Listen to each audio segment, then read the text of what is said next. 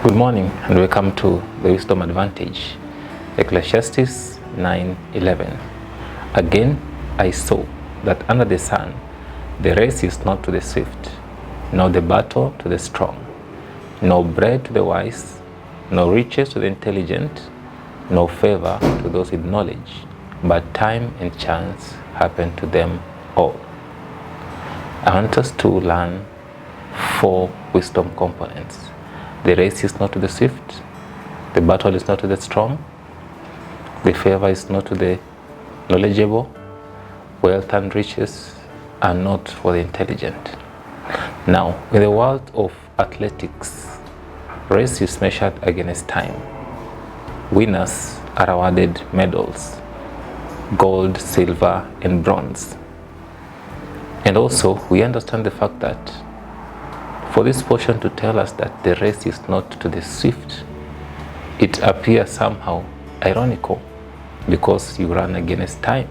The marathoners, the best, they are the best because they have run under a certain time, if it is sprint, whether 9 seconds or 8 seconds. But now, when it comes to life, that is not applicable. And so the wisdom of Solomon in this context is telling us that it's all about a matter of time and opportunities. It's not a matter of the speed.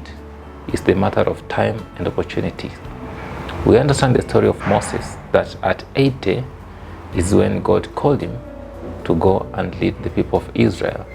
And it took 40 years, so he died at 120. But now for David, at 30, he had begun the assignment. And he died at 70 years.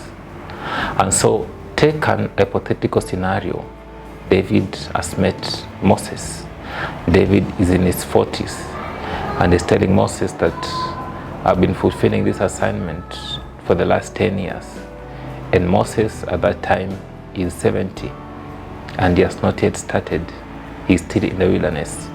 At that point, Moses might think that he's a failure, because Moses might conclude, how come I'm 70 and even I'm confused, not knowing what to do, and yet someone is at 60 and he has been on his mission for the last 20 years.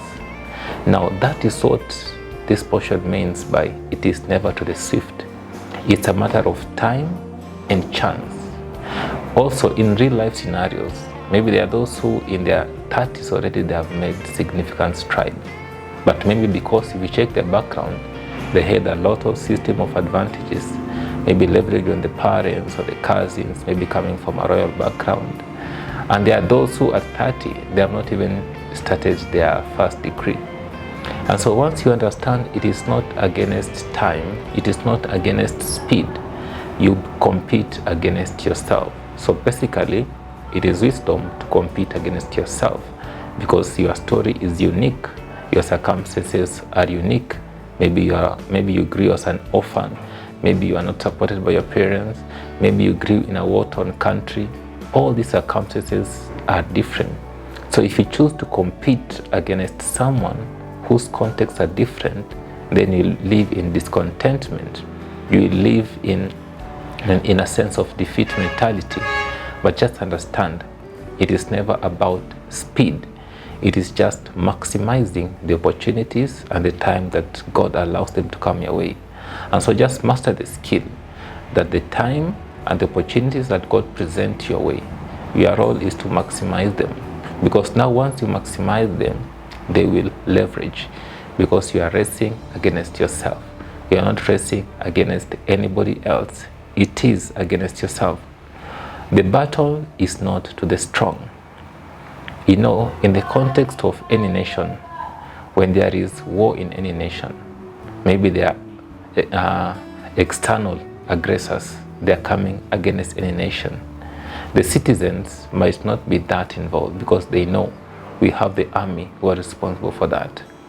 And so the air forces will be handling that, the navy will be handling that, or the ground troops. But for the citizen, they will not be part of that battle.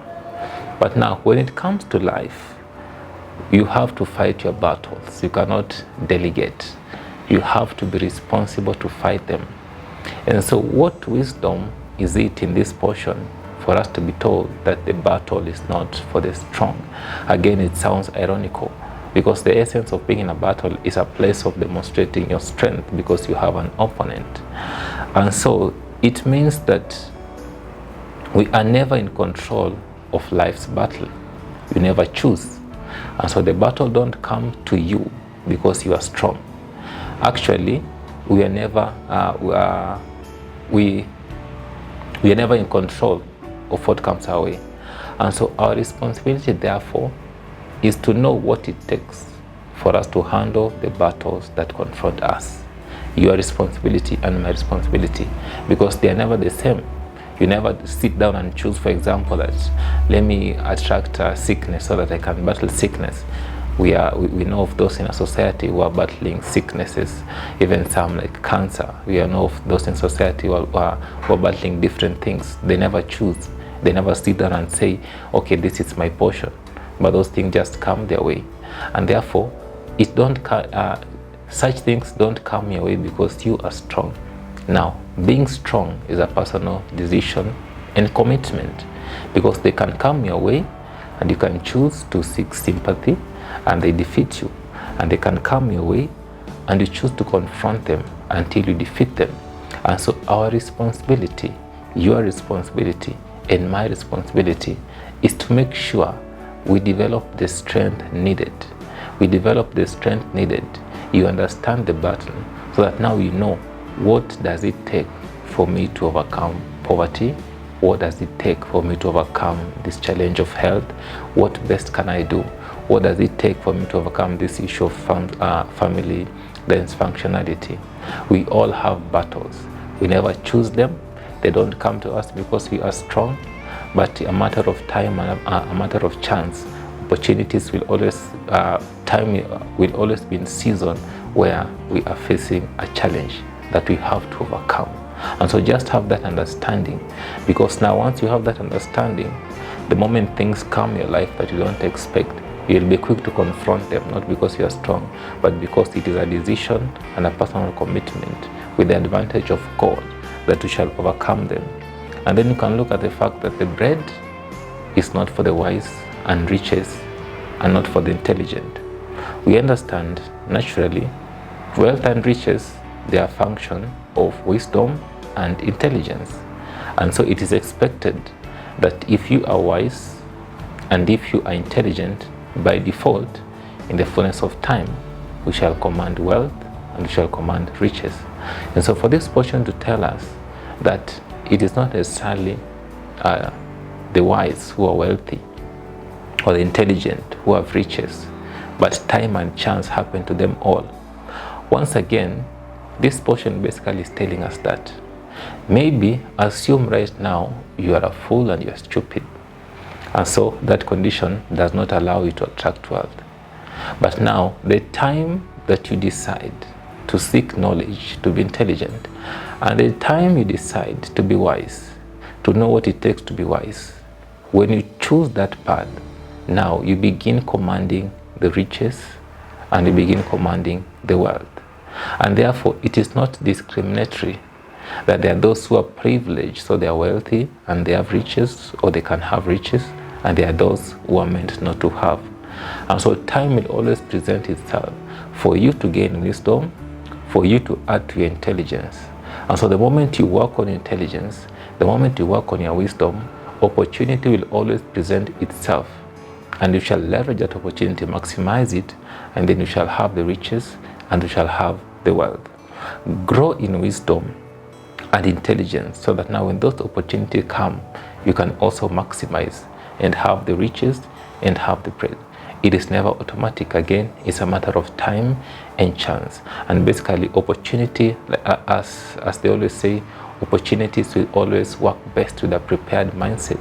It's something you've already prepared, so you just want for this opportunity to maximize yourself in it. And lastly, we are told that favor is not for those who are knowledgeable. This portion basically is telling us that a life of favor is a function of a kind of knowledge. That for you to command favor with men, favor with kings, there's a kind of knowledge that you need to have. There's a kind of wisdom that you need to have. so that now your wisdom and your knowledge will attract that favor. But now again, it sounds ironical for this portion to tell us that it is not necessarily those who are knowledgeable who have favor, but it's a matter of time and it's a matter of chance. We need to understand the fact that when you focus on knowledge, gaining the right knowledge, understanding the ethics of, for example, royalty, the ethics of what it takes for you to attract favor, opportunity will always attract itself. There are those who are already in that dimension of favor because they used their time well, they maximized the opportunity well, and therefore they understand that language. So when the opportunity came, they maximized it. And so it's just a matter of you also to maximize on, first of all, gaining that knowledge. And then in the fullness of time, because God is the one who is in control of a time, you'll always have the privilege to walk in that favor. Once again, let's not forget the 4 components. Let's not forget the fact that the race is not to the swift. You are not racing against anyone, you're racing against yourself. And it's a matter of you knowing what it takes and then maximizing it. And then 2, the battle is not to the strong. You don't choose what comes your way. They will always come. Challenges will always come. It is your commitment and a decision that I have to overcome this challenge. That is what will make you strong.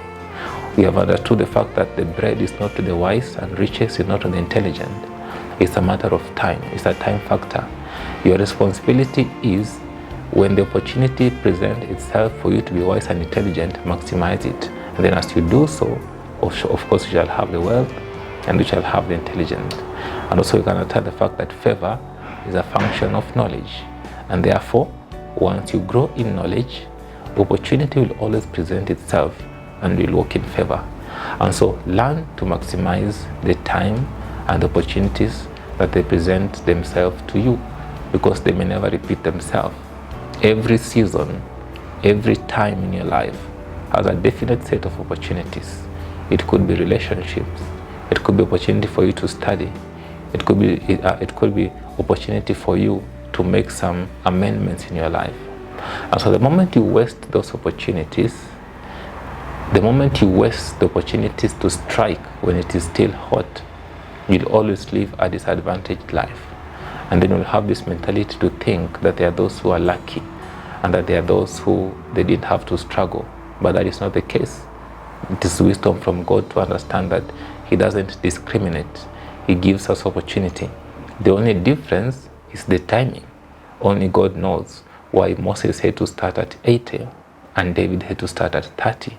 Only God knows why you have to accomplish some things at 50, others have to do so at 40. Only God knows why you need to get married at mid-20s, others at mid-30. God does not discriminate. Once you have that understanding, you live a life of contentment. You will not live a life of comparison. You will not live a life with a mentality that you are disadvantaged. But all these things, they will always present themselves. Your responsibility is to have that understanding that you are not advantaged. And that's our wisdom session for this morning. You are blessed. See you in our next session.